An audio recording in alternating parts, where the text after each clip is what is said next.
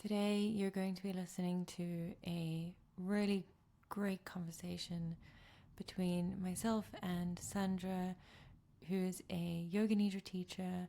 She works with conscious dying, with chronic pain management, and also today she's going to be sharing her story about her cancer diagnosis and everything that happened after that. It's a phenomenal story. I'm so grateful that she shared it with us today, and I really hope that it's of great benefit to anyone who is interested in any of those things. And also, it was a milestone for me as a podcaster. I got my first terrible audio glitch, which is to be expected. It's part of getting your stripes as a podcaster. I managed to perform magic and I'm able to deliver a fairly reasonable quality audio episode today, thankfully, and I wasn't able to not lose the interview. However, you can hear at some points that the audio is slightly fuzzy, and my sincere apologies. It's part of the journey of being a podcaster, and I'm honestly kind of thrilled because it's such a monumental thing when you're doing it on your own and you're teaching yourself along the way. So thank you in advance for your understanding that there are a few moments where the audio is not perfect. And also, I need to just quickly read a disclaimer because we will be talking about medical things, and I don't want anyone to think that we are encouraging that people do not seek medical attention, especially when they have, troubling symptoms. So the disclaimer is that I am not a medical doctor. In no way am I representing myself as having professional opinions that listeners should follow. What we discuss here today is an individual story for educational or information purposes and does not substitute seeking professional medical advice. I am in no way representing practices or results as replicable or scientific, and always seek professional medical advice and ensure that you receive proper treatment for all physiological and psychological symptoms and conditions. All right, let's dive in. Okay, great. Right.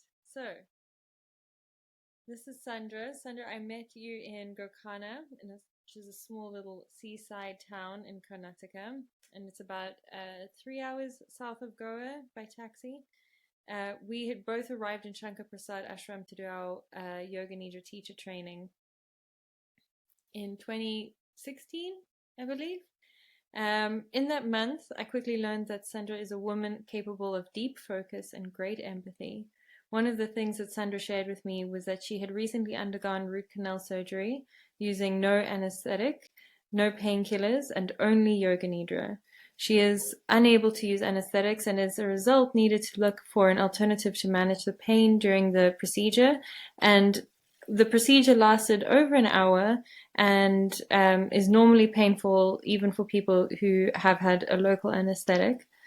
Sandra also told us that she was able to make it through the root canal with absolutely no pain, maintaining strong focus on the Yoga Nidra recording, and also having something of an out-of-body experience where she had the first glimpse of her own consciousness, if I remember correctly, and I hope that you'll correct me if I'm saying anything that where my memory has faltered. I learned that Sandra worked with people in the way of conscious dying. She trained to become a conscious dying facilitator and uses influences from the Bon tradition within her work. She has amalgamated all of her studies and works with palliative care as well as with prison inmates, taking a conscious approach to pain management and existential consciousness. During our month of teacher training, it was a joy to get to know Sandra and build a friendship with her, swapping ideas and experiences of Yoga Nidra. We stayed in touch for a while, but in our time, our separate lives took over, and then it was several years before we spoke again. When I reached out to her about talking on this podcast about pain management, I learned something of the experience that Sandra has had over the last few years, and I was blown away. So today, I'll be asking Sandra to share her story with us now, and through the sharing of the story, we will discuss her work, about chronic pain management, her perspective on Yoga Nidra, and how she sees her work now after her experiences of the last few years. Sandra, hello. Thank you so much for being here today and for talking with me.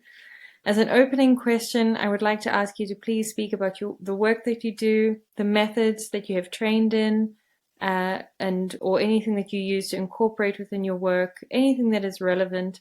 And after that, I'll be speaking a bit more about Yoga Nidra. But for now, I'd really like to just dive in and get a sense of how you got started in this line of work. I know that there was an art therapy background. I know that there's been so many things, building blocks that have happened along the way.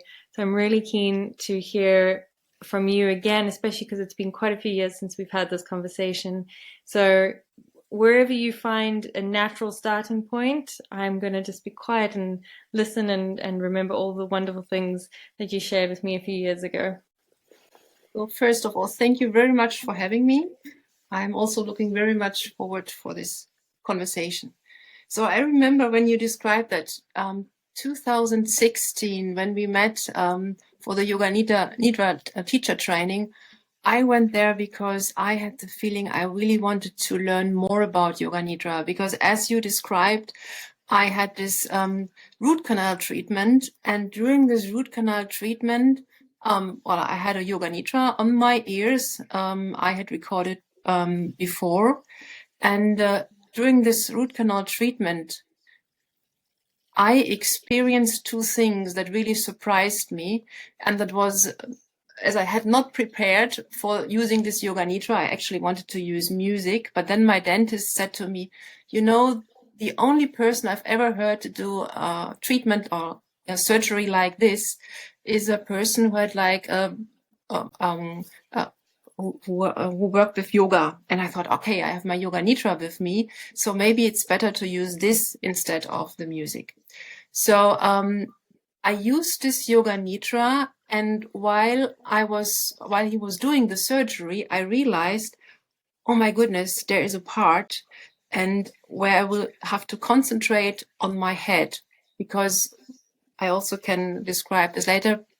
The reason I really worked with Yoga Nidra was I had, in late 2015, I had a concussion. So Yoga Nidra really, really helped me to get out of all these side effects and getting back to sleep. So I had trained a lot with this Yoga Nidra. I had it with me, but during the surgery, I realized, okay, there will be this part where I have to go and focus on my head. But he was doing the surgery, and I realized if I stay there, I might freak out and I might jump off the chair. So suddenly I was not thinking about it, but what happened is that there was kind of a voice within me telling me, you focus now on your toes, on your right toes. And I did.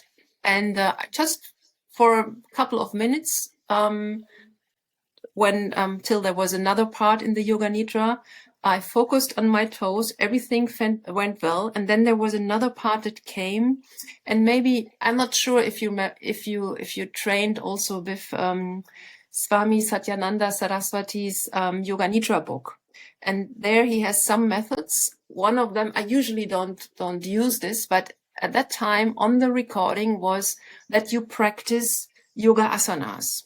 So while he was doing the surgery, I was doing the same Yoga Nidra I had been doing for several months before. And then there was like, you're bending forward towards your legs. And suddenly I realized I could bend much, much further than usually. And that was really a surprise. And for me, looking back, and the interpretation of this is, he had removed parts of amalgam. In 2000, I had this first treatment and of the root canal, and obviously at that time they used amalgam, which I had been unaware of.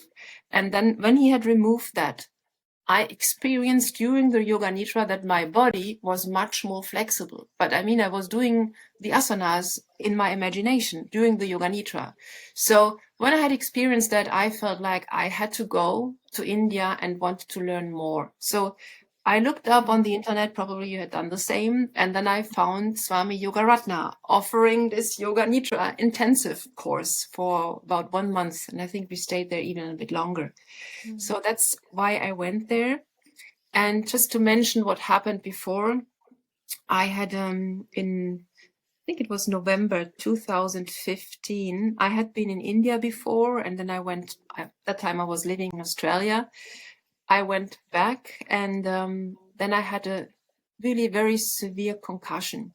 And the doctors told me, like concussion, usually, well, many people have a concussion, but in my case, it was that I, for example, was driving a car and suddenly lost orientation, even that I was very close to my home. Like I had no idea where I was. I had suddenly no idea how to use, I had a CD player in my car. I had no idea what it actually was. So my, somehow the way, how you say, my mind used to function, it was not functioning anymore. So I had, lots of problem with my sleep. I actually hardly could sleep more than 3 hours. And that was the time when a friend of mine, she said, try Yoga Nidra, try it. And then I started to work with the book I mentioned before, like Swami Satyananda Saraswati's Blue Yoga Nidra book. Yeah, many yoga teachers will be familiar with that book.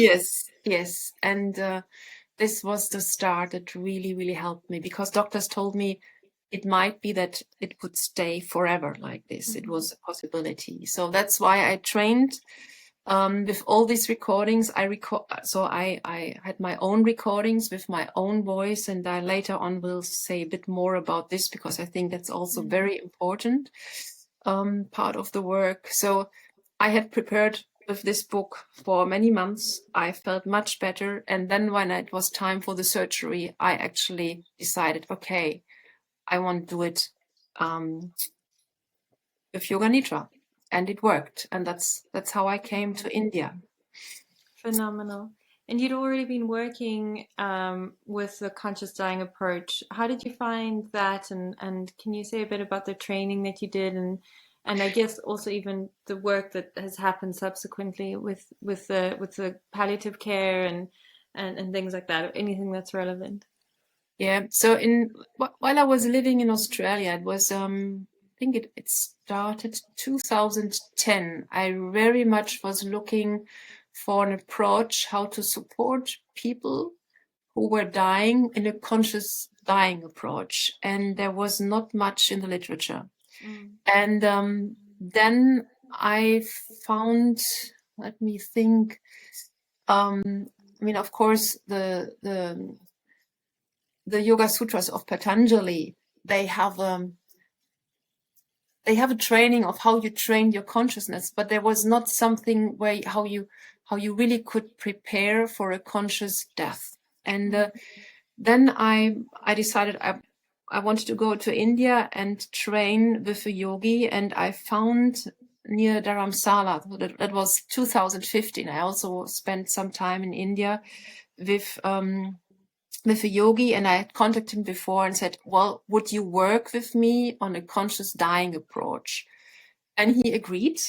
And it opened my eyes, because it was a way I felt that would be really, really supportive for people who wanted to prepare for death in a way that they could say, okay, I'm fearless. I can face death without fear, because in yoga, you have these 5 states that are really difficult for us. One is egoism, then you have the ignorance, you have attachment, you have the usual kind of fear, and then you have the fear of death.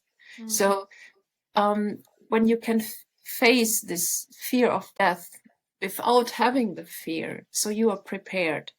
And so that was actually, what I had been doing the years before. So 2010, I actually went to a community center in Australia. I was living in Western Australia, Fremantle, and I had been there for a course where it was called Exit. I think we have this in Europe too, and where they prepare people to end their lives. So for example, if they have a disease or sickness and they want to decide for themselves, I want to take my life.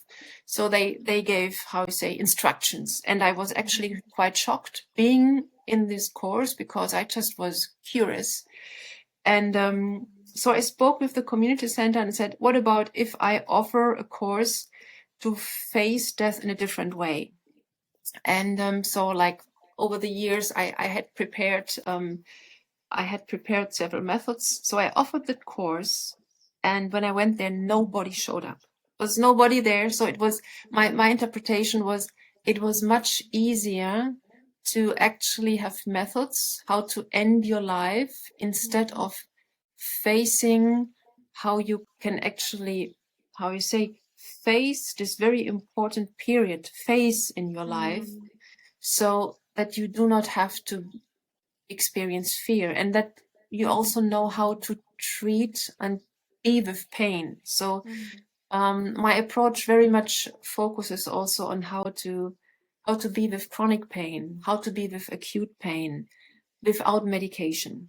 So of course there might be cases where it's important to use medication, but I think the moment you know you can deal with everything that comes along life, it's very supportive. It gives you a lot of strength, and it gives you also a lot of trust. And of course, you face questions that, how you say, most of the people usually avoid.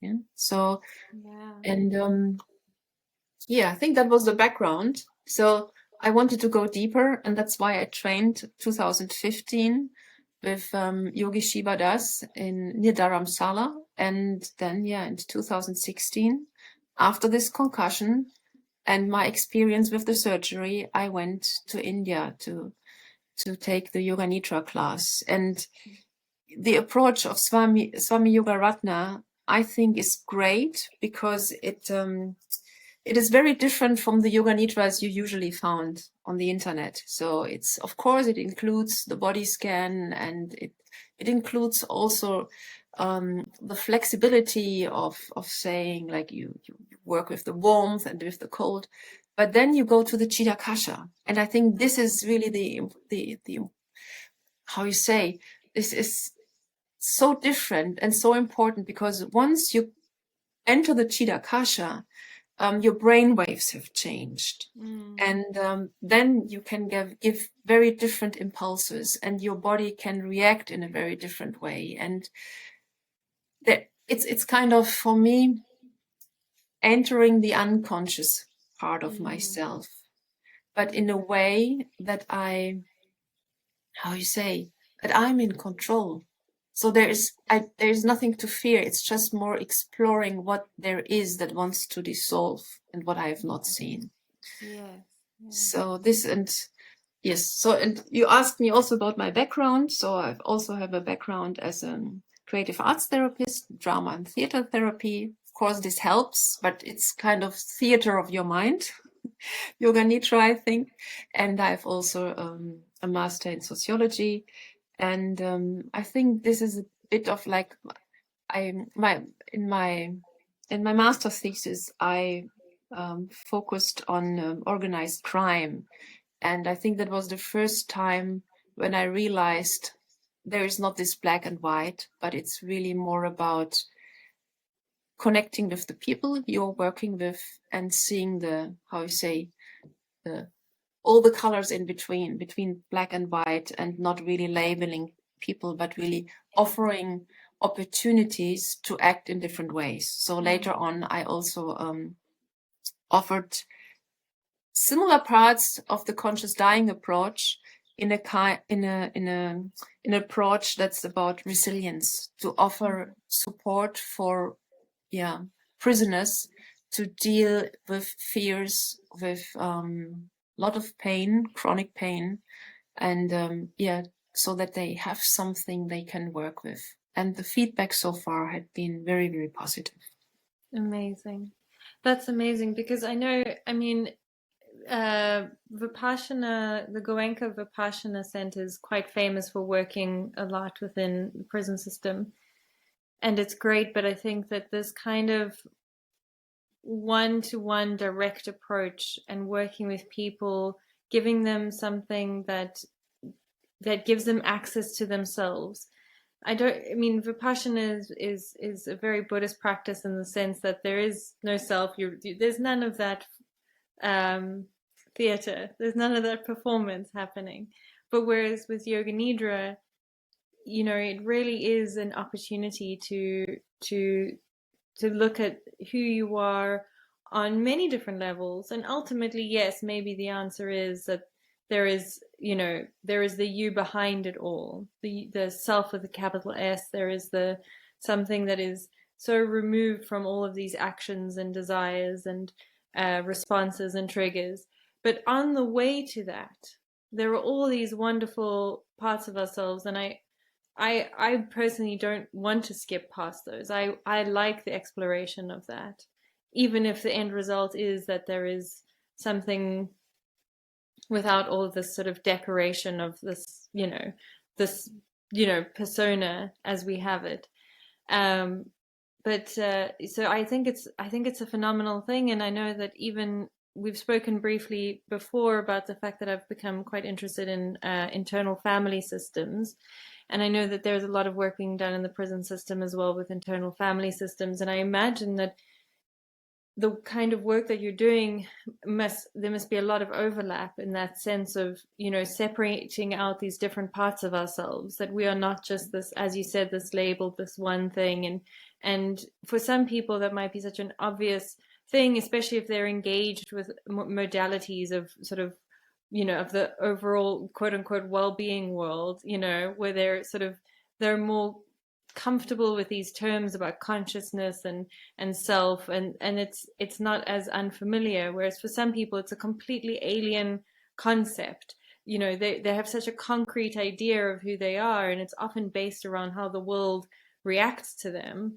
And so it's that moment of sort of giving somebody that enormous gift of saying, here is an opportunity to sort of let go of that concretization and just start to explore all these different facets of self, and some of those things are very difficult to describe. I mean, in Yoga Nidra, as you will know, you can't put a name to everything that you experience, and you can't describe it necessarily. A lot of it is nebulous, or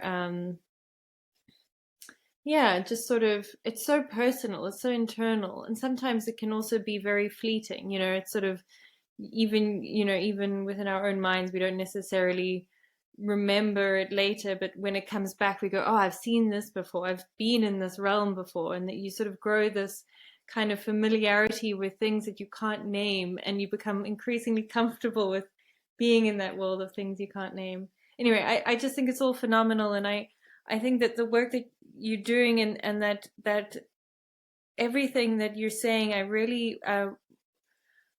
am so touched, and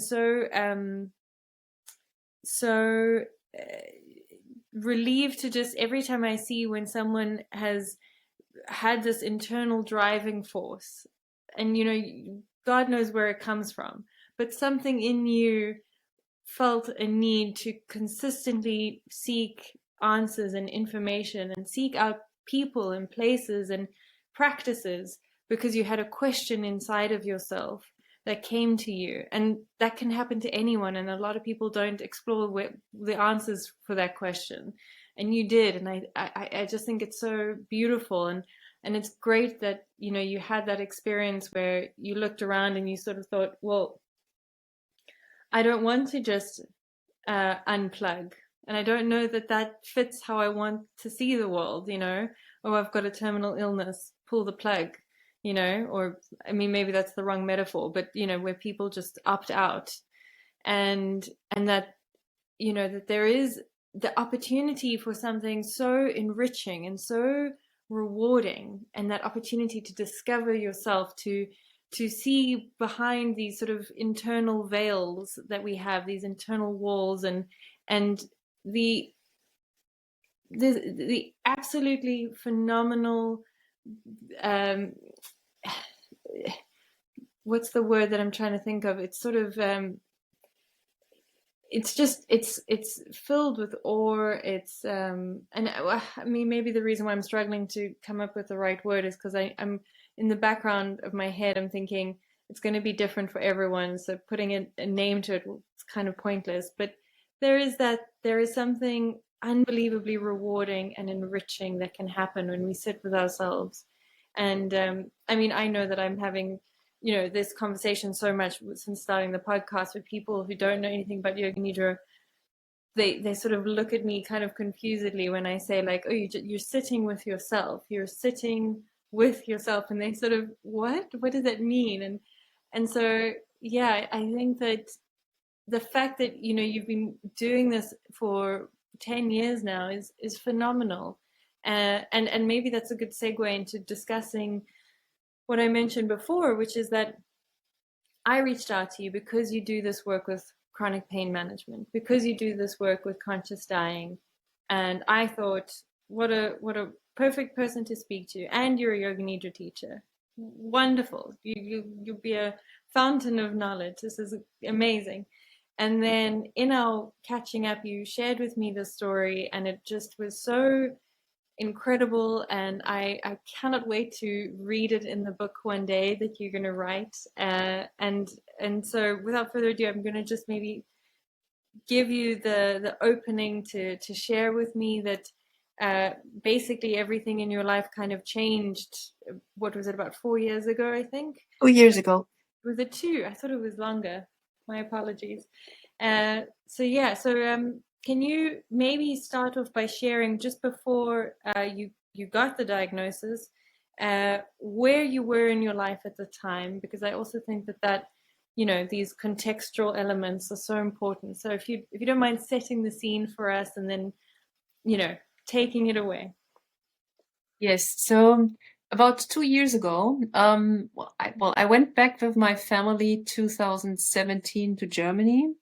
And that time it was a very stressful time coming back to Germany and like leaving everything behind, and also like, yeah, finding a new perspective. And since then there was a divorce happening, and my younger son had to finish school, and so many things happened during that time. But I felt actually I managed quite well, and things were going well. And I mean, I love the German forest, so I bought a little house here, renovated that. So I was full in, how you say, doing. And I found a good new job. At least I felt at that time. I really loved the work, working with people from Ukraine.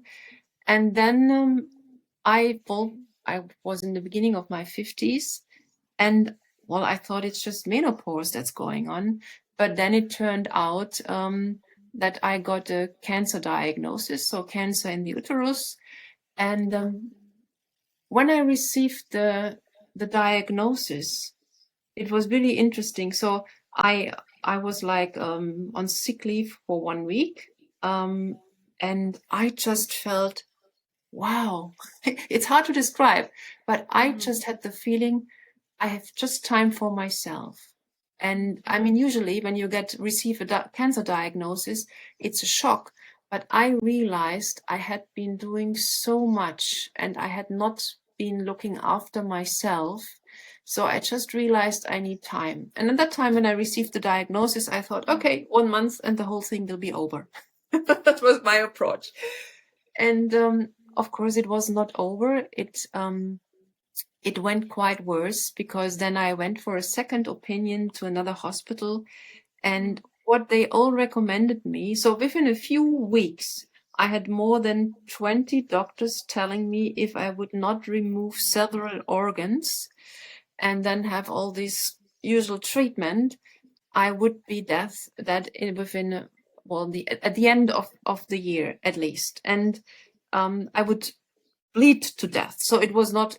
So the way they described it to me was quite shocking. So, and along with this diagnosis, there were also like tumors in other parts of the body. At least, later on they turned out to be fine. So not cancer. But so I had this diagnosis and I started on my own inner journey, I would describe it. And looking back now, after a bit more than 2 years, it was a huge gift because, like I said in the beginning, I had been just doing. And I just had, how I say, stopped to looking after myself. And so I did a lot of Yoga Nidra, but the Yoga Nidra I did at that time were changing. Like of course, I did the usual, the body scan, so to change my brain waves. But then in the Chitta Kasha, I worked in the beginning with a kind of like an inner table, like all the characters I felt would be good to give me feedback, like well, like aspects of people I've known, or also like spiritual teachers from the past. They were all part of this large table I met in the Yoga Nidra, and they would give me feedback what to do. So I would start in the morning and ask for feedback, and the insights were great. So there, it was really like having a very good friend with me, using the Yoga Nidra. And of course, I used it also in different ways. Just like I very much worked with the light within the uterus. How you say, I became very creative, and I felt the Yoga Nidra was helping me to stay connected. So when I was offered, by my first doctor who was with me, it was sheer horror. and luckily I found another doctor, and she was really supporting me in my way. And I know now that very often other patients have a lot of problems when they have like doctors, they tell them what to do. And if they don't agree, they just have no support. So before I found this new doctor, I also asked around, and the other doctors just said, no, they would not treat me. That if I would not go along with the, like, removing all these organs, there would be no way of supporting me. And that was quite a difficult time. So I felt very much left alone on one side, because also friends would tell me, okay, this is what you have to do, and if you don't do it, you will die. So it was a very intense time. But like I said before, or when we spoke before, there was never ever a question for me of doing this surgery. So for me it was clear, this is my path. I'm allowed to learn. So when I had when my doctor advised me to have a immune stabilization at a hospital, it was an alternative hospital, and I agreed. I went there and I learned that there were many other patients, and none of them actually had proceeded on their own path, like listened within and asked, oh, what is the right thing to do? And of course, you speak about your diagnosis and you speak what you did in the past. And then I received so positive feedback. And I actually realized that what I did was not the usual way. So they actually told me they would have loved to, how you say, just have enough time and think over the next steps instead of just following what the doctors told them. So that reassured me I'm on the right path. And then, of course, I tried different things. Of course, what you do, you go through all these books, you tried diets, all different kinds of things. But what really, really helped me to stay connected with myself was always the Yoga Nidra. And of course, the conscious dying approach. For the past few years, I have faced all these questions. So I never ever feared death. That was never a question. And I think that was so important, that I felt so connected. And I think Yoga Nidra is really about feeling this connectedness within, but also beyond. So there is a connection with something much, much greater than this little self. And being in this realm, and also experiencing it, I think was such a great gift. So I remember many moments I was for a walk with my dog in the forest, and I felt so connected. I felt so loved, and I felt so everything is fine. So these moments really supported me on staying on this path. And also, I think then coincidences happened that I suddenly were in contact with people, they really supported me. But also, when I had this first immune stabilization, I met another patient who actually was a doctor, and he mentioned also the book from Simonton and Simonton. So they also have an alternative approach.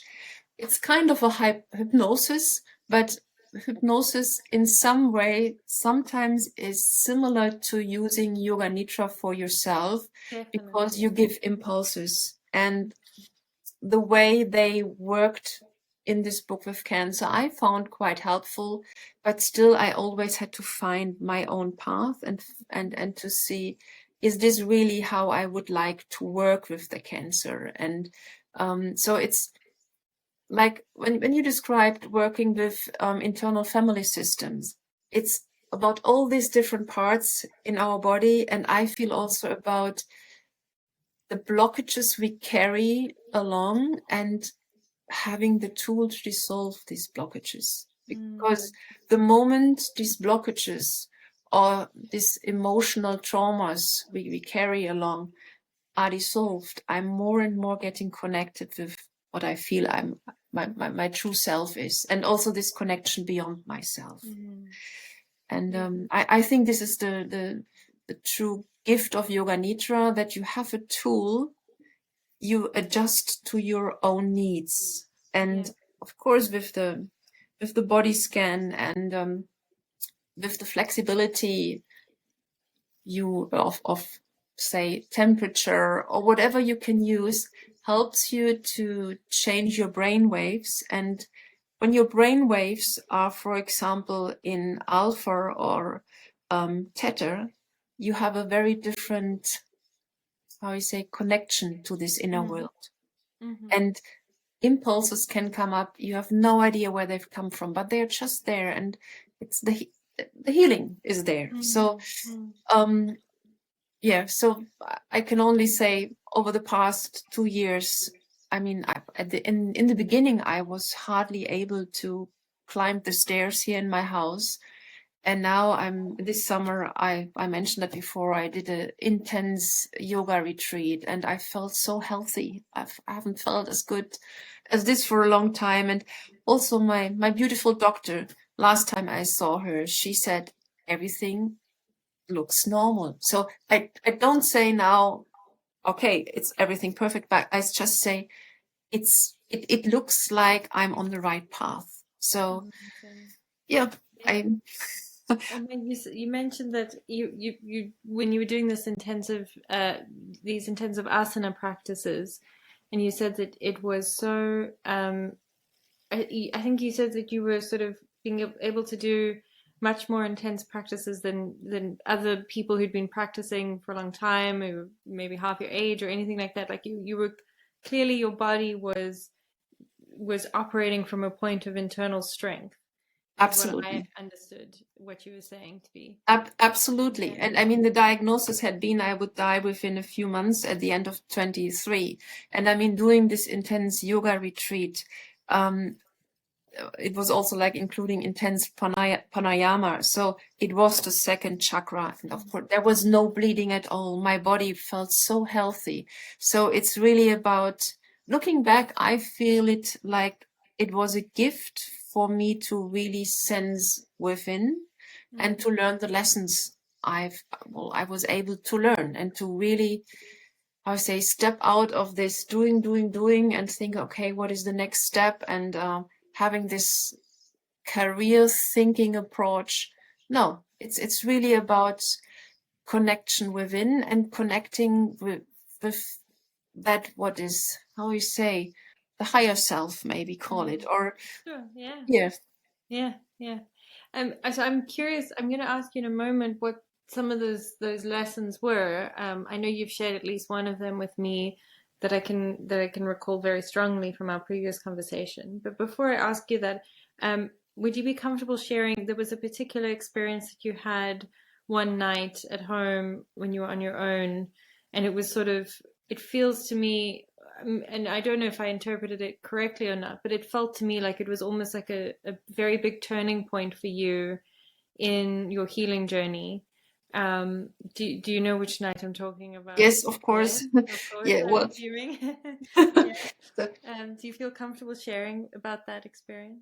of course. So it was on the 19th of March, and that was 24. So that night I woke up and my body was heavily bleeding. So in the days before, I had done, how you say, an enema marathon, because I've heard about ways you could really clean your body, and I did that. It was like 8 hours every day, and I think looking back, that also caused maybe this intense bleeding. But anyway, I woke up during the night.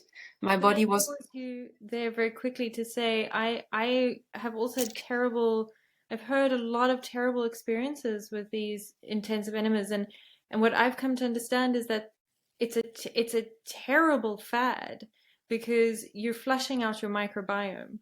You've got so much healthy bacteria in there, and your body, it's too radical to just suddenly strip your body, even if you've got bad bacteria in your body, or there's unhealthy cells or anything like that. This notion of this hardcore intensive enema practices that I see people doing, I, I'm I'm happy to go on record and say that I really don't agree, and I think that it can be incredibly dangerous. So I didn't actually know that part of the story, and just hearing it right now, it's I just have to agree. I think it's very dangerous, and definitely not a safe thing to do. I mean, I'm all for people following their path exactly like the story you're sharing, but that doesn't include just listening to everything that people are putting out online and all these things. Sorry, I had to share that absolutely, with no, you. you are absolutely right. And looking back, I never ever would recommend doing this.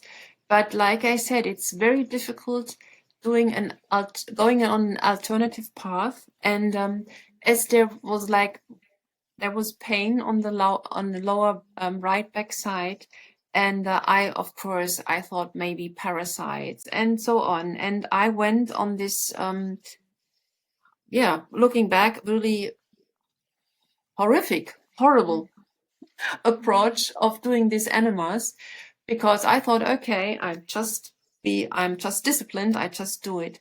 So that happened before I had this intense bleeding, and I think it is connected to this, because I think my body was very exhausted. So I woke up during the night, and as I had spoken to so many doctors, and they told me the way I would die, and they told me probably you even will not wake up, you just will be dying anyway. So I woke up and I had these bleedings, and clumps of blood were coming out of my body. I hardly could make it to the toilet, and then difficulties to going back to bed. And I realized I never had experienced anything like that before. And I lost so much blood. And then I thought, okay, what what should I do now? And it was really this moment where I went inside and felt there's no way I go to any of these hospitals, because at that time I knew all these three hospitals were near me. And I felt if I go there, it will be really difficult for me to stay conscious, if I might have to die. So then I just decided, okay, probably I have half an hour. And then I just sent love hearts to my two children. I wrote like a text. It was during the night. It was between 3 and 4 in the morning, to a very good friend. I told him, okay, because my dog is with me in the house. I told him how to connect with a neighbor. I sent her a message too, and said it. I described her my situation, and she of course knew about the diagnosis. So I did everything I could, and then I decided, okay, and now I just trust. I'm just there, and this deep trust and the connection with, okay, if that's it, I accept it completely. And I just went back. I mean, I was in bed. I mean, but I laid down, and then, well, sooner or later I must have fallen asleep because I was so exhausted. And then the next morning I woke up when my neighbor rang me because she received the text. And from that time on, slowly, I was very, very exhausted. And like I said, I had lost so much blood, but it was like I was back and I was so grateful. I remember I woke up in the morning and I felt I'm still there. But with this deep trust, there was no fear at all. And so from there on, it was just, step by step further. But I think looking back, I really needed this experience because it was very eye-opening to me, because I think I still carried so much emotional baggage with me, and this became clear to me. So it was really about working with all these emotional blockages. So I think also the approach you're having with the internal family system is fantastic, because you work on what is blocking yourself of being in this peaceful state, where I think actually that actually is the normal state. I think once we just released all these blockages, this emotional stuff from the past, we're just in this peaceful state. Yes. I mean, it really, this is now the second time I'm hearing the story, and both times I just have so much, I just have the sort of full body tingles, and it's such a wonderful, it's so wonderful to hear this experience of someone passing through the experience, and that, there is no way that you could share that story in the moment. There's no way to reflect in the moment, to analyze it, to categorize it. It's beyond that. It is that the experience needs to be fully experienced, and the activity and the soul purpose of these moments. And we miss out on that if we just go to something like that exit clinic that you described at the beginning, because here you just were in the state of surrender and acceptance and peace, and of course your training with the conscious dying helped you, I'm sure, and the years of Yoga Nidra practice. But to be able to arrive at this place, and because I don't think that just having those experiences, I think there is something innately within you that also had enormous courage. Whether or not you had these additional trainings, I think there's still some core element of you that sort of helped you and guided you through the experience. I mean, is my assumption, is my understanding, as I would imagine it, and that you come out, and then it's like, okay, I'm still here. So what does that mean, and how can I move forward now? And then suddenly having, not to say that there's never any fear, but having, released so much of this fear blockage, and being able to sit with yourself more clearly, is what I imagine, because there's less fear interrupting the connection between you and you, and then being able to listen more intently to what you needed, and then following practices that did serve you, taking steps forward that led you to a space of true healing, and because it was coming from this you'd sort of cleared the path, is almost maybe how I imagine it. Do you think that's, did you feel like things were less noisy and less confusing? I think the slowing down really slowed everything down, because at that time in March I was so exhausted. I really had to look after myself. I mean, I started to look after myself after receiving the diagnosis, but as I said in the beginning, I still thought, okay, in 1 month the whole thing will be done. But I needed more time. And I think looking back now, still 2 years is actually, I think it's quite fast. Like, looking back on what the diagnosis was, and I'm like, everything that I receive sounds like I'm really on a very good path. But this slowing down and realizing there was a point where my body was really at the limit, and I'd lost that much blood, and there's nothing you can do. You could just realize, wow, your energy is gone, and it's going, and you can't stop it. So this was something for me. I couldn't control it. I just had to accept, and I had to let go. And I think in this letting go and absolutely accepting with what is, and even like, of course, with the conscious dying approach, I had faced death in several ways. I'd asked so many questions, and still it was like, in this moment, it was unexpected.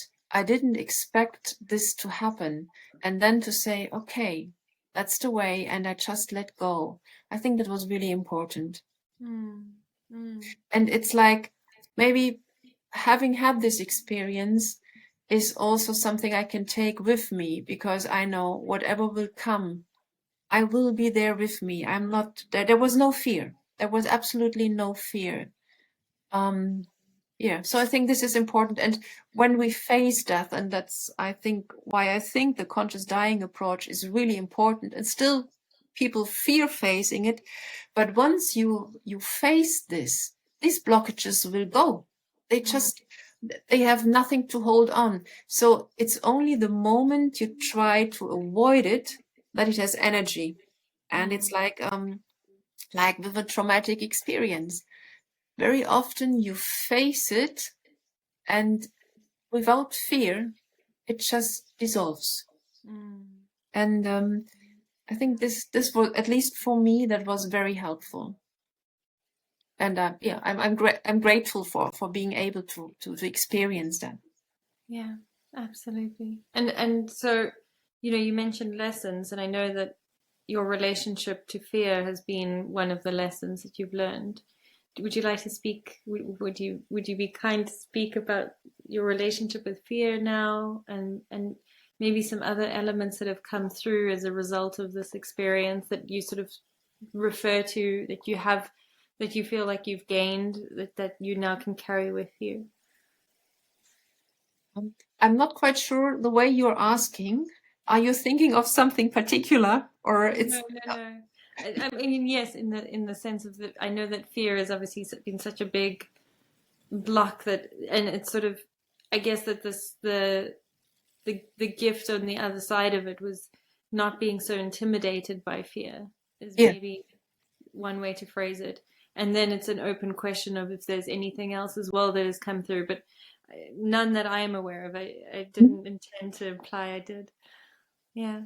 So when you ask the question, well, I mean, of course, like when you can face fear, you are much more relaxed in, how you say, being with a difficult situation. But I think for me personally, it was looking, okay, what is actually blocking me? Because during this time, like I said before, I experienced also phases of deep love, of being very connected, of this unconditional love, of just being there. And my interpretation is, the moment I just let go, or I'm open to let go of this, how you say, inner dialogue of the past, the future, of really staying in the present. And the situation really zoomed me in the present, because there was not much I could do. I just was like, I was breathing. I was happy. I'm breathing.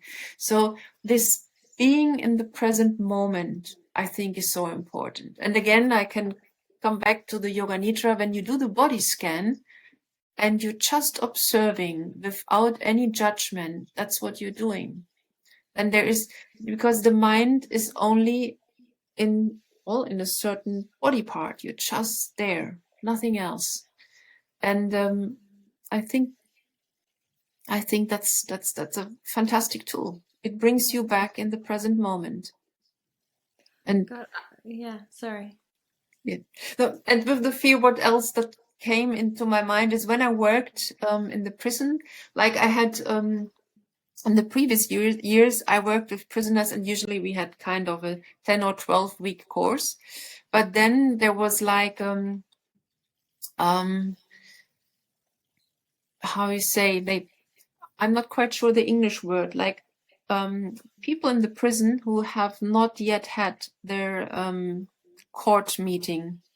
So so I don't know what the term is, but yeah, but you know what I mean. So I worked with these participants, and it was a different approach. So it was very much like I tried always to prepare something, but then the situation turned out to be different, and I just had to be okay. What can we do in this situation? I tried to offer yoga nidras, and once I offered them, okay, what about we work with fear?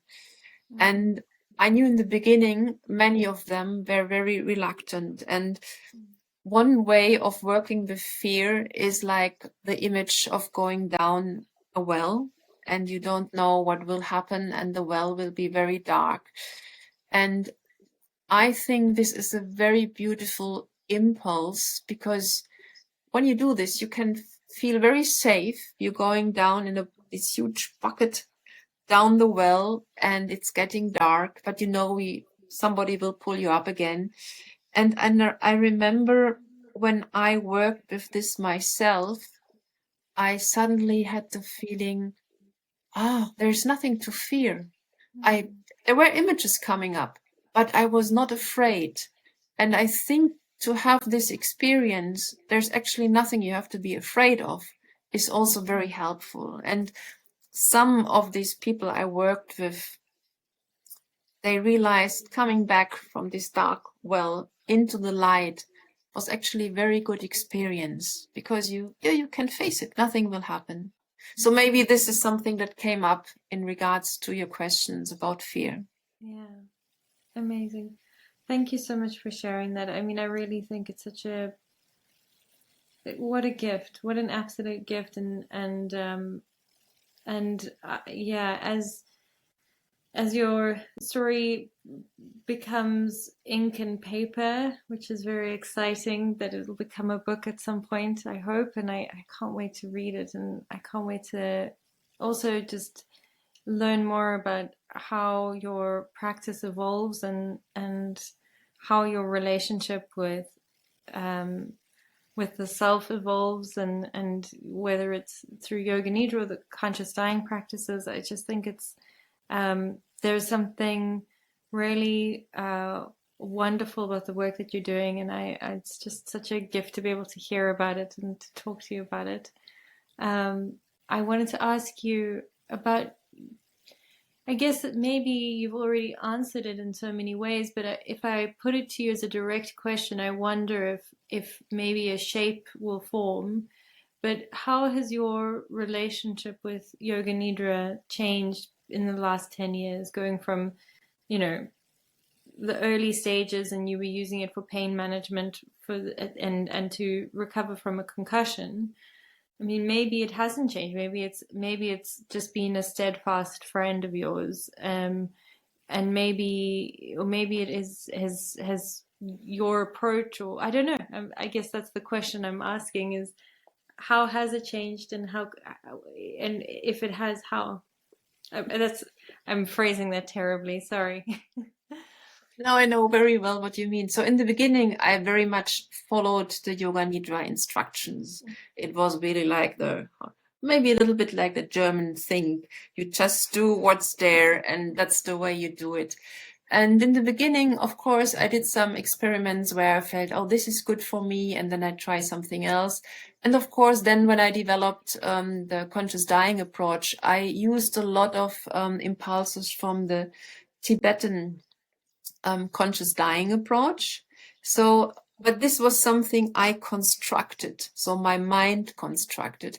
But over the last years, and especially over the past 2 years, there is like, I would call it like the inner voice. And there is not my mind is doing the yoga nidras, but sometimes I wake up during the night and there is an impulse and I just do a yoga nidra recording, and it differs very much. So like the body scan now is usually quite short because it's easy for me to get into this space where my brain waves change quickly. I think this is just a way of training. Maybe you've experienced the same. It's easy to get there once the body knows the state. Yeah. Well, yeah, it's easy. So it's a very short impulse for the body scan, and then whatever at my impulse is. And when I then later on listen to the recording, I'm so surprised very often because I thought I never ever could have constructed this myself. And I sense, well, I interpret it as in a way there is a connection to a higher part, some higher knowledge, and this is just going through me, and then I do the recording. So this is, I feel this is very deep, and I'm very grateful for what is happening. So yeah, there's something I feel like, okay, what is there that wants to dissolve, or what is there that wants to come up? And well, there is a recording, and then I just work with that.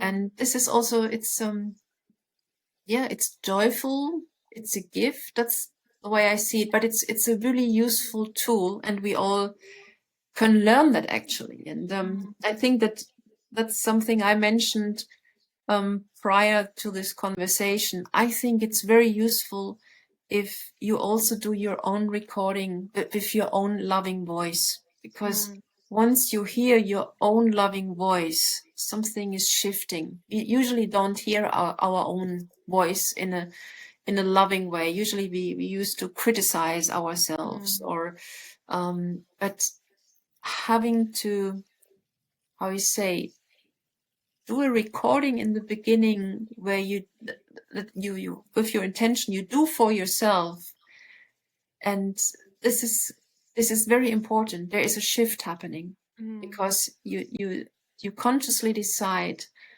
to do something in a very loving way for yourself and to help yourself. And then later on, listening to your own voice, at least for me, I can say it helped me a lot to let go of things that were not so useful for me in the past. We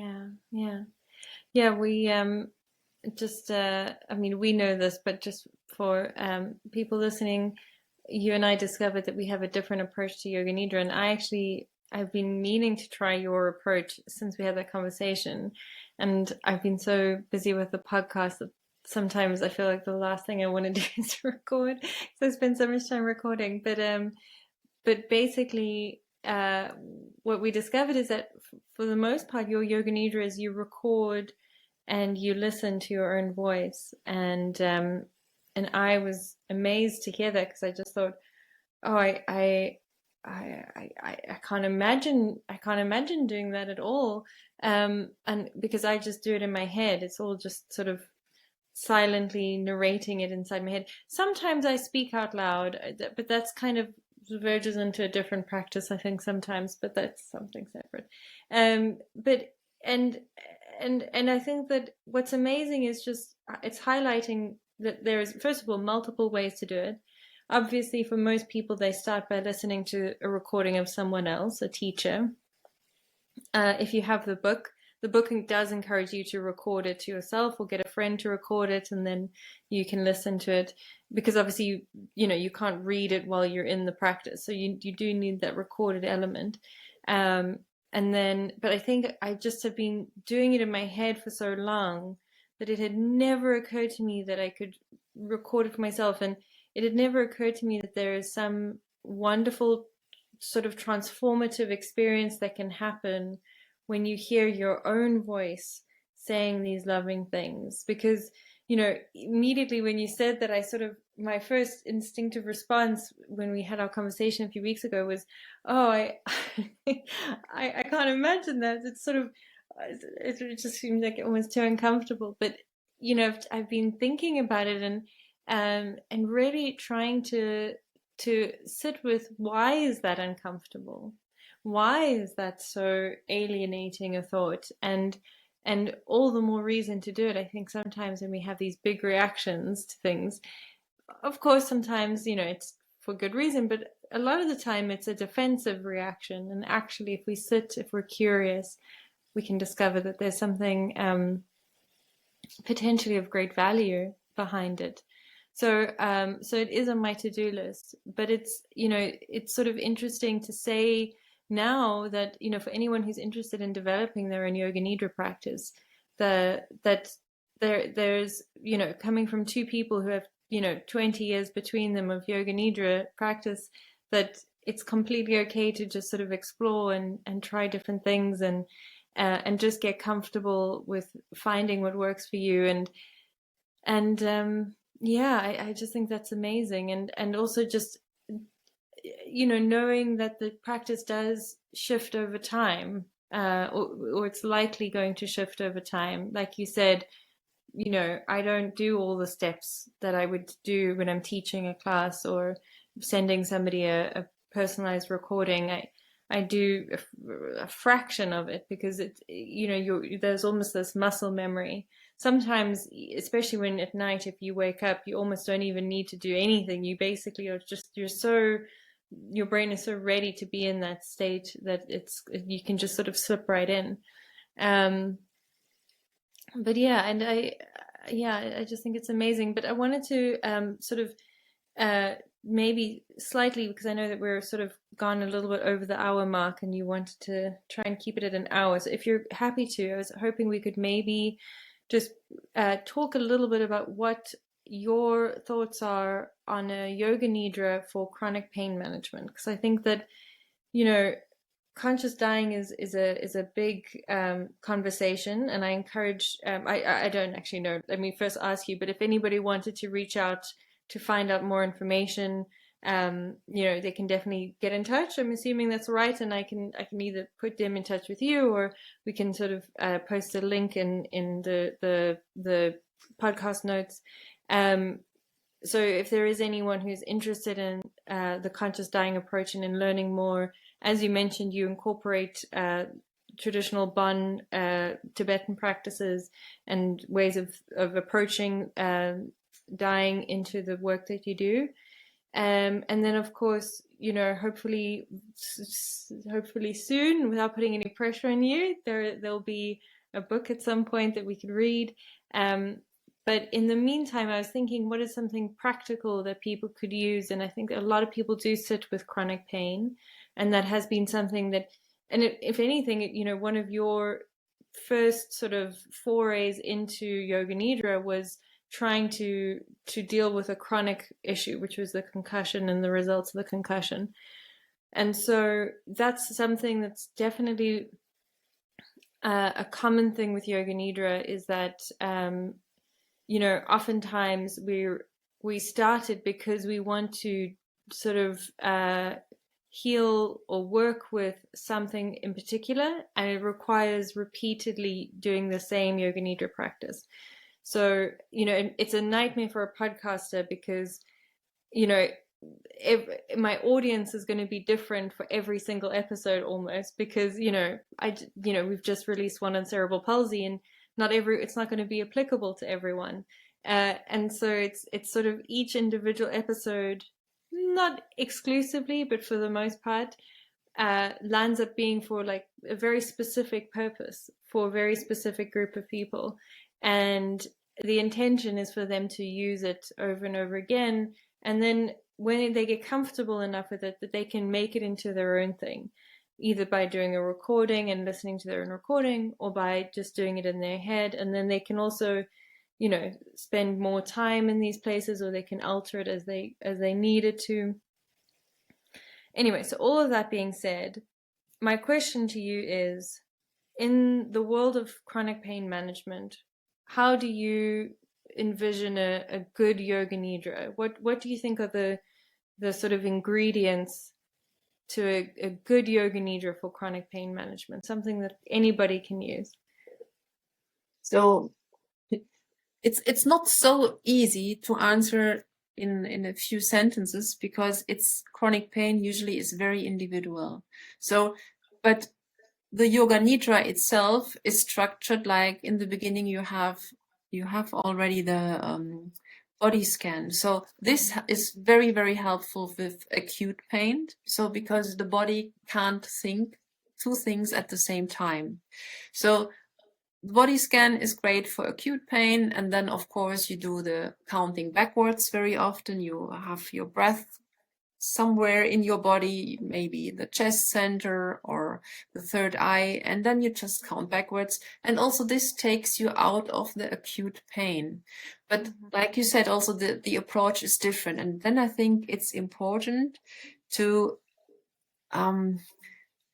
work with the individual chronic pain. So be it, for example, a certain part in your body, and then very often it's very good to slowly zoom in. So you actually feel the border to the part that is not chronic inflamed, and then slowly to get there and to sense into that. Because very often with chronic pain, like when I described I had the problems with the concussion, I had a part on my right side in my brain where I started to feel numb, and then I started also to sometimes have the pressure, and I knew I had to get towards this part. So it can be like a slowly zooming in, getting to know this part, but also very often my experience is that chronic pain is very much connected with emotional blockages,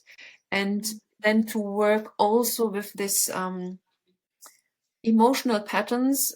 Very often you have them sometimes over generations, but depending on the person, you also could start with a simple exercise where you go in the Chitta and confront yourself with pain or sorrow in connection to another person. So to meet actually this person who caused this pain, and at the same time also like you meet a person, you caused pain towards this person. That might be a possibility, but I think the chronic pain approach is very much depending on the individual situation.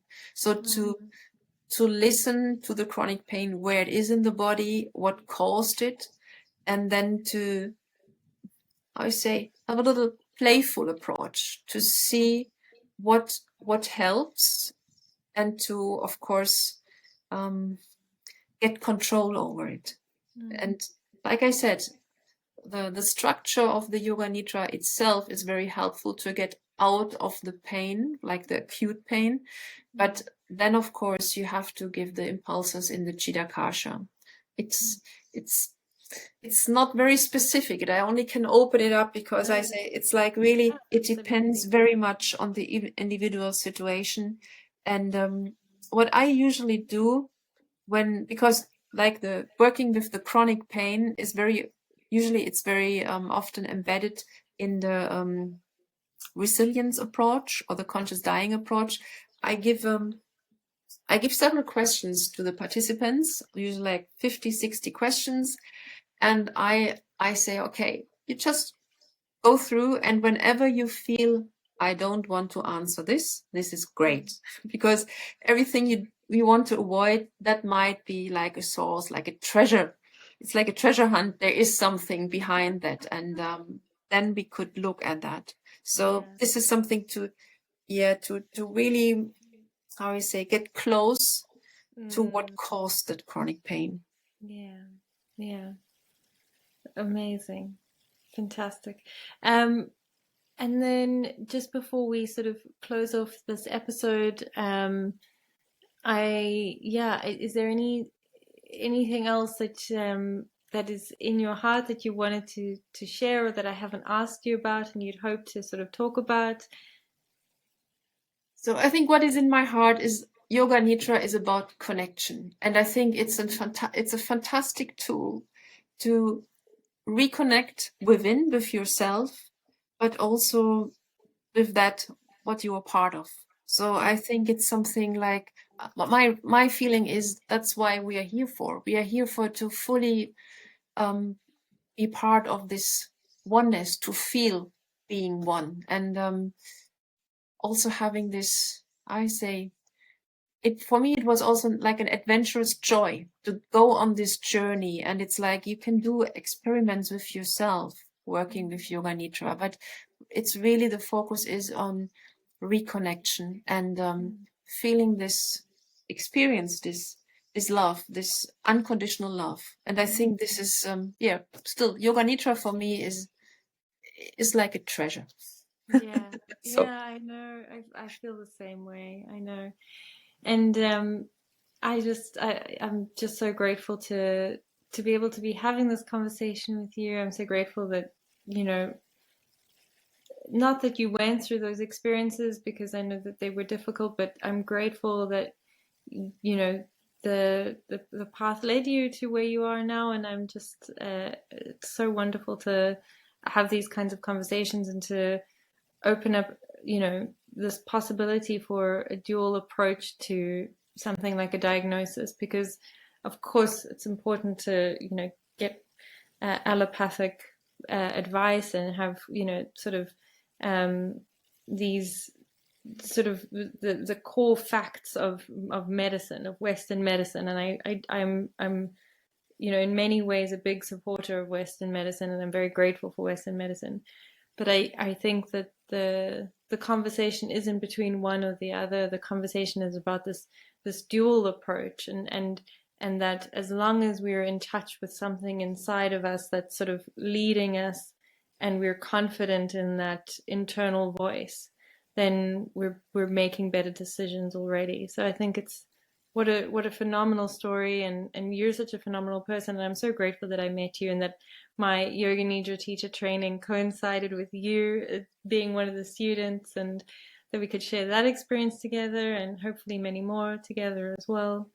Um, and I also was thinking, one thing I wanted to add, when you were speaking earlier, you said that this beautiful thing, which you didn't say the last time we spoke, or if you did, I missed it, but you said that you would do this Yoga Nidra where you would sit around the table with these guides and, you know, these sort of inner teachers that were, from my understanding, sort of taken from external reality, but you sort of brought them inside, and they became the faces and the characters that you could speak to and gain sort of advice from, and, you know, have these kind of conversations with.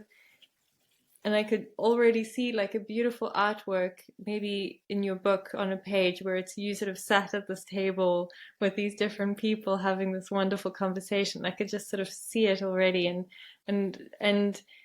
yeah, and it's just I just think it's phenomenal, and I'm just very grateful. Thank you so much, Sandra.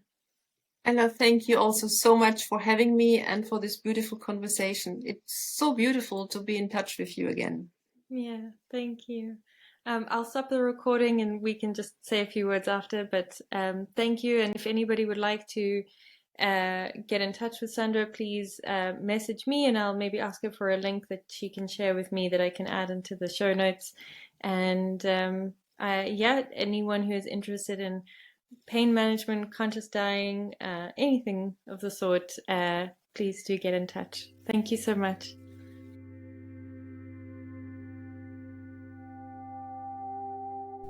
Thank you for joining us for this weekly companion episode. It really does add to the experience that you will have in Yoga Nidra. The Yoga Nidra will be uploaded in a few days, giving you time to reflect on the questions that I've asked you. Please subscribe to receive notifications for this new Yoga Nidra episode, as well as for future ones. Thank you for adding your light and kindness to the world, and for doing this important inner work. May the afterglow be as bright as the journey is deep. See you soon.